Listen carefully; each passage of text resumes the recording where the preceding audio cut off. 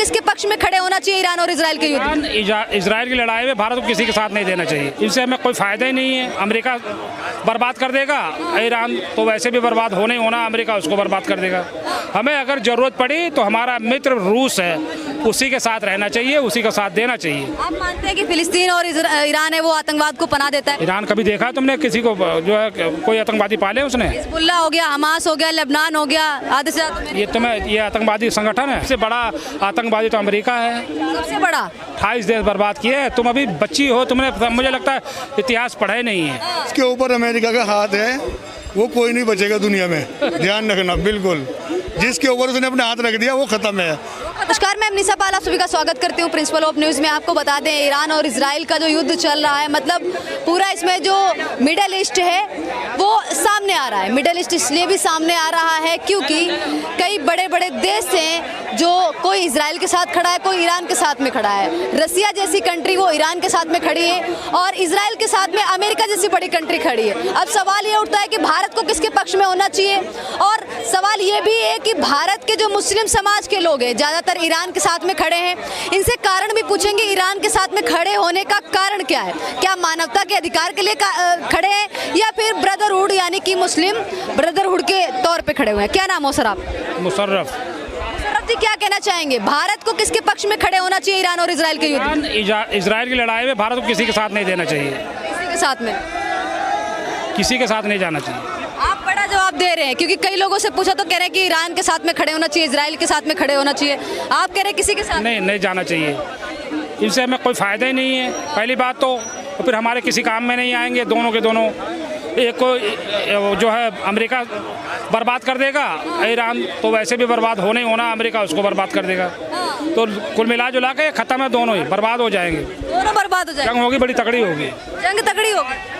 कुछ लोग तो ये कह रहे हैं कि जो मुस्लिम 57 कंट्री है वो खुलकर बोल क्यों नहीं रही, खुलकर ईरान के साथ में क्यों नहीं खड़ी हो रही है, जबकि ईरान है वो मानवता के अधिकार के लिए लड़ रहा है। ये कैसे मुस्लिम 57 देश कैसे साथ देंगे? वो तो खुद ही आपस में लड़े पड़े हैं, एक दूसरे के खिलाफ है, तो कैसे इकट्ठे होंगे? एक दूसरे के दुश्मन। इराक से 8 साल जंग चली थी, कितने साल चली थी, तो कहाँ से इकट्ठे होंगे? अब कह रहे हैं कि सिया सुन्नी है सब आपस में मिलते हुए नजर आ रहे हैं। कोई नहीं मिलेगा, ये सब कहा होगा। इनके पास है क्या? सारे कंगले। पाकिस्तान को छोड़ के किसी के पास कोई ढंग का हथियार है? पाकिस्तानी के पास है सिर्फ परमाणु बम, उसी के पास तो है। 57 मुस्लिम कंट्रियों में से परमाणु सिर्फ पाकिस्तान के साथ में। अब ईरान है जो कि बनाने की कोशिश कर रहा था, लेकिन इजराइल ने बनाने नहीं दिया। उसके परमाणु हथियार थे, वहीं पे जाके हमला कर। भरोसा नहीं है, छोटा मोटा क्या पता बनाया भी हो, कोई भरोसा नहीं है, छोटा मोटा क्या पता बनाया भी हो। हाँ, करीब तो था, वो परमाणु बम बनाने करीब था। तो आपके हिसाब से बनाना चाहिए कि नहीं बनाना चाहिए? क्योंकि कई सारे लोग कह रहे हैं कि सबको अपनी सुरक्षा का अधिकार है, सबको अपने पास परमाणु बम रखना चाहिए सभी देशों को, तो रख रहा है, इसमें गलत क्या है? देखो, जितने बम है ना, इजराइल के पास है, चाहे पाकिस्तान के पास है, अमेरिका के पास है। पहली बात तो परमाणु बम सबको नष्ट कर देना चाहिए। अगर दुनिया को बचाना है तो परमाणु बम सारे नष्ट करवा दो, सभी कंट्रियों के, क्योंकि से लेकर भारत तक। हाँ, पूरी दुनिया में जितने भी परमाणु बम हैं। लेकिन ऐसा करेंगे नहीं, क्योंकि वो अपने लिए सुरक्षा कवच है भाई, हर किसी देश के लिए। लोग कह रहे हैं कि सबको सुरक्षा, अपनी सुरक्षा का अधिकार है, सबको अपनी सुरक्षा का अधिकार है। तो यही तो वजह है ना, हर कोई बंदा, पाकिस्तान ने बनाया है तो ईरान भी बनाना चाहेगा। बहुत सारी कंट्री ऐसी, दुनिया ख़त्म तो ऐसे ही होगी जब सारे बम एक साथ फूटेंगे, क़यामत ऐसे तो आएगी। कई सारे छात्र जो ईरान में फंसे हुए थे उनको भारत सरकार ने निकाल के दिल्ली में लेके आई। वही छात्र सरकार को लेकर कह रहे हैं कि हमें टूटी फूटी बसों में लाया गया, हमें सही से लाया नहीं गया, हमारी खाने पीने की व्यवस्था नहीं की गई। इस तरीके से कह रहे हैं छात्र। अरे भैया, छोटा मोटा काम मोदी जी के लिए पड़ा है क्या? तुम्हें लग्जरी चाहिए? अब कैसे कैसे देश में आ तो गए, सही सलामत। जंग में कौन, इराक की जब जंग हुई थी कितने बंदे तो बेचारे वहीं मर गए थे। अब ये शुक्र मनाओ, आ तो गए। हिंदुस्तान जिंदाबाद, हिंदुस्तान जिंदाबाद है, हिंदुस्तान जिंदाबाद। और किसी कंट्री की कोई बात नहीं होगी। यहाँ पे हम रह रहे हैं भारत में, तो भारत की बात होगी सिर्फ। दुनिया में कुछ भी हो रहा हो, हमने कोई मतलब नहीं है। हमारा भारत हिंदुस्तान जिंदाबाद था, जिंदाबाद है, जिंदाबाद रहेगा। लेकिन कुछ लोग तो यहाँ पे चिल्ला रहे हैं कि ईरान के साथ में होना चाहिए, इजराइल के साथ। वो कुछ लोग हैं, कुछ लोग की मत सुनो। हम भारत देशवासी हैं, हम भारत देशवासी हमेशा रहेंगे और नारा हमेशा भारत का ही लगेगा। क्या हो रहा है दुनिया में हमें कोई मतलब नहीं, भारत में कुछ नहीं हो रहा ना। हमारे मोदी जी अच्छे काम कर रहे हैं, बहुत बढ़िया बात है। फिर भी सर कई लोग हैं जो कह रहे हैं ईरान का साथ देना चाहिए, इजराइल और मानवता के लिए खतरा है। हम हर मामले में सक्षम है, हमें किसी के साथ नहीं जाना चाहिए। हमें अगर ज़रूरत पड़ी तो हमारा मित्र रूस है, उसी के साथ रहना चाहिए, उसी का साथ देना चाहिए, रसिया के साथ बस, और किसी की हमें ज़रूरत भी नहीं है। तो कह रहे हैं कि फिलिस्तीनियों के साथ में बहुत गलत किया, अब ईरान के साथ में भी गलत कर रहा है। हालांकि ईरान आजकल घुस के मार रहा है इजराइल। वो तो भाई ऊपर जो बैठा ना सबसे बड़े सुपर पावर तो वो है, वो किससे मरवाना है क्या करना है वो 1 मिनट में फिलिस्तीन से ही मरवा देगा इजराइल को मरवा देगा। मरवाया था ना बीच में, वो मरवा देगा, कोई भरोसा नहीं है।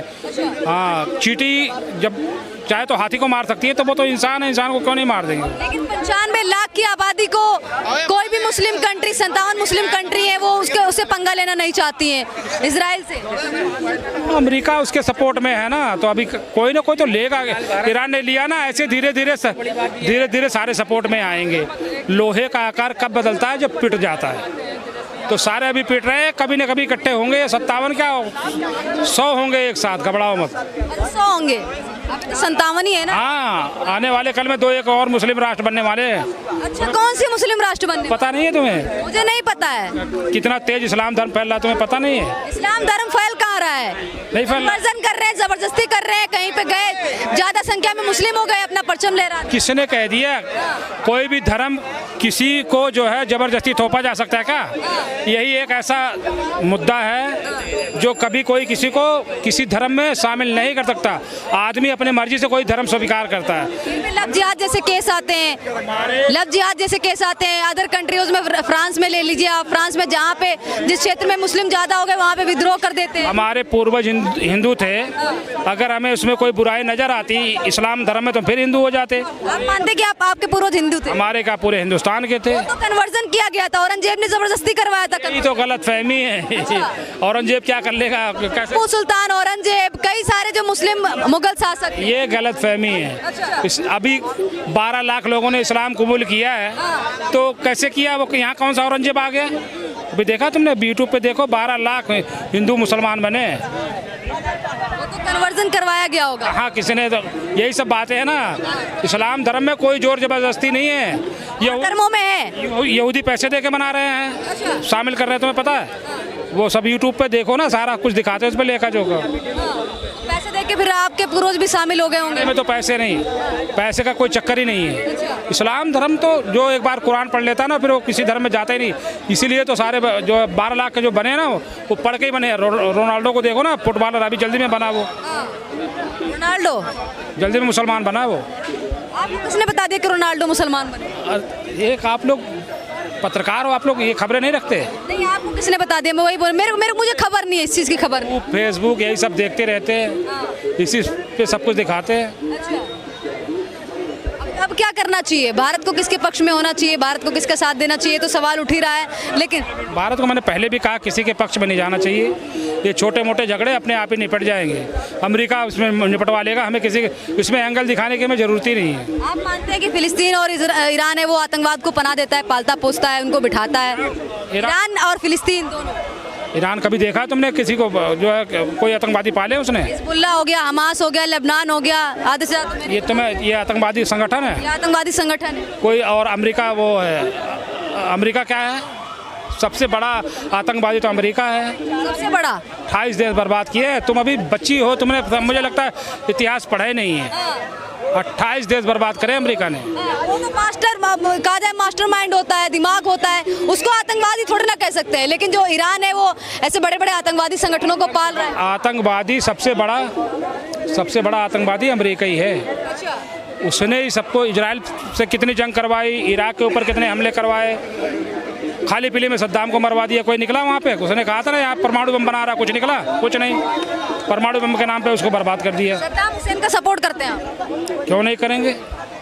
सद्दाम हुसैन अच्छा आदमी था, तो क्यों नहीं करेंगे? अच्छा आदमी था सद्दाम, आप अच्छा आदमी मानते हैं? ये और क्या, वो आतंकवादी लग रहा है? आतंकवादी मानते? किसने कह दिया आतंकवादी? लोग मानते हैं आतंकवादी। यही तो बात है। हर मुसलमान, कोई वो राष्ट्रपति था वहाँ का, तो उसको आतंकवादी कहेंगे आप? वो तो आपस में उनकी शिया सुन्नी में लड़ाई थी, इसलिए अमेरिका ने कब्जा कर लिया उस पर, लड़ा के आपस में। इसकी यही तो रणनीति रहती है। या अफगानिस्तान में अलकायदा उसको लड़ाया, तालिबान को, आपस में लड़ा के मजे ले लेता है। हिंदुस्तान में भी कोई ऐसा एंगल कभी न कभी करेगा, ये खालिस्तानियों को लड़ाएगा। ये तो अमेरिका का काम ही है। अगर अभी अमेरिका के खिलाफ हिंदुस्तान चाहे ना तो कुछ ना कुछ करेगा, लड़ाने की सोचेगा वो। अच्छा अभी ईरान ये कह रहा है कि अगर हम इजराइल के साथ में हमारा युद्ध बहुत ज़्यादा बढ़ जाता है, अगर बात आ जाती है परमाणु इस्तेमाल करने की, तो हमारे लिए पाकिस्तान इस्तेमाल कर देगा। देख रहे हैं भरोसा जता रहा है उस पर पाकिस्तान पे ईरान। ये इसके बारे में मैं कुछ नहीं कर सकता, क्या पता उनकी क्या मीटिंग है। लेकिन पाकिस्तान भी तो पिट्ठू है, 2 मिनट में चेंज हो जाता है। वो अमेरिका का पिट्ठू है, वो कैसे मैं मान लूँ कि वो हमला करेगा? कुछ नहीं करेगा, वो अमेरिका का गुलाम है वो। आप देख रहे हैं कि वहाँ के सेना के प्रमुख हैं जो डिनर करने गए डोनाल्ड कुछ नहीं, वो अमेरिका का आसिम मुनीर जी। अमेरिका का पिट्ठू है। पाकिस्तान वो कुछ नहीं उसके बस की है, बस वो गुलाम है, गुलाम रहेगा।